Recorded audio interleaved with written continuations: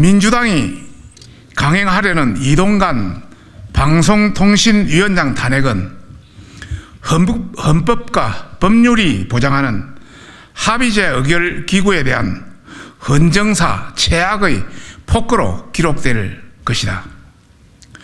민주당이 공영방송을 장악하고 있는 민노총 언론노조 등 친민주당 세력들의 무도한 탄핵 요구와 뉴스타파와 같은 대선 공작 세력들의 가짜뉴스 행포를 비호하기 위해서 이동관 방송통신위원장을 탄핵하려고 합니다. 민주당이 막무가내로 밀어붙이려는 이동관 방통위원장의 탄핵안을 보면 속빈 강정 그 자체일 뿐 탄핵의 명분은 물론 근거도 심각하게 부족합니다. 근거도 사실 없습니다. 탄핵 소추안에서 주장하는 방통위 2인 체제 운영은 모두 한상혁 전 위원장의 개인 비위와 TV조선 재승인 불법 조작 혐의로 발생한 일이며 박문진 이사장 해임 조치와 KBS 이사의 박민 사장 선임 절차 또한 모두 적법한 절차에 따라서 진행되었습니다. 따라서 방송통신위원장의 탄핵 사유가 되지 못함에도 민주당은 억지 논리로 이를 주장하고 있습니다. 게다가 민주당은 탄핵안 발의 절차에서 국회법을 형해화시킨 위법까지 서슴없이 저지르고 있습니다.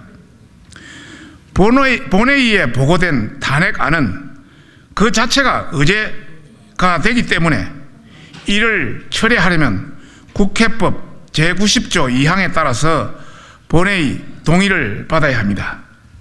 그러나 민주당은 탄핵안이 발의된 행위는 단순 공지일 뿐 의제로 성립되니 전이라는 말장난으로 탄핵 철회 후 재상정을 강행했습니다. 민주당이 일사부재의 원칙을 명백히 어긴 것입니다.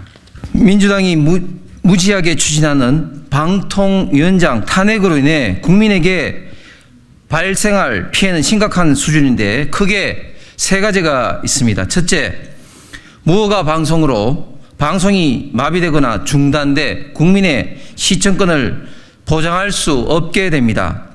지상파 방송사업자 재허가, 종합편성, 보도 PP, 재승인이 어려워 무허가 방송을 초래함으로써 방송 시장에 혼란이 발생할 것입니다.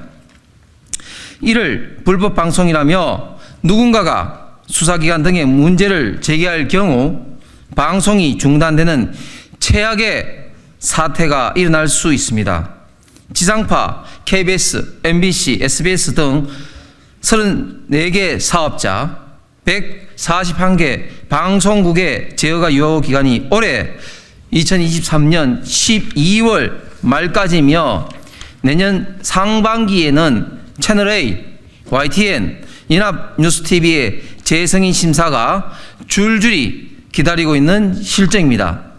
실제로 2023년과 2024년의 지상파와 종편, 보도 제어가 재승인 대상만 해도 290여 개에 달합니다. 이들이 재승인이나 제어가를 받지 못하면 전파법 제72조에 따라 무성국의 개설허가 효력이 상실될 수도 있는 심각한 문제이며 허가권 상실 시 방송사는 법적으로 방송을 중단해야 하며 이에 따른 시청권 침해 등으로 인한 국민의 막대한 피해가 예상됩니다. 방송 중단은 전쟁 시에나 고려할 사안임에도 민주당의 폭거로 인해 벌어질 수 있는 일을 대비해야 하는 아이러니한 상황입니다. 지상파 방송의 중단은 유료 방송 재송신 중단, KBS 수신료 납부 반발 확대 등으로 이어져 시청권 침해 및 국내 콘텐츠 산업에 악영향을 미칠 것이 자명합니다. 만약 제거를 받지 않고 방송을 계속할 경우 방송법 제105조 벌칙에 따라 2년 이하의 징역 및 3천만 원 이하의 벌금 부과가 가능합니다. 방송국을 한시적으로 유효기간 연장 조치 등을 할 수 있는 방송법 제18조 등의 방송 연장 명령 조치도 방통위원 1인 체제에서는 할 수가 없는 사항에 직면해 있습니다. 이렇듯 그 어떤 법률 조항을 찾아봐도 지상파와 종편 등의 방송 중단을 해결할 수 있는 방안이 없는 실정임에도 민주당은 도대체 어떻게 이를 대비하려는 것입니까? 민주당은 책임지지도 못할 방송 중단을 초래할 수 있는 국민의 보편적 가치인 시청권을 인질로 삼는 무도한 행포를 부리고 있는 것입니다. 둘째, 국민 생활과 직결되는 민생 현안 처리에 대한 차질이 불가피할 것이다. 방통위가 방송통신규제기관으로서 역할을 충실히 수행하지 못할 경우 콘텐츠 이용 가격 인상 등 소비자 부담을 가중시킨 구글, 애플의 인앱 결제 강제 조치, 과징금 부과 처분, 스팸, 보이스피싱, 마약 등 각종 현안 처리가 지연되고 있고 그 피해는 고스란히 국민이 따게 될 것이다. 셋째, 민주주의를 위협하는 가짜뉴스를 전담할 기구가 사라진다. 민주당은 가짜뉴스에 대한 방심위, 신속심의와 방통위 처분 등을 발목 잡고 적기에 처리할 수 없도록 방해하고 있다.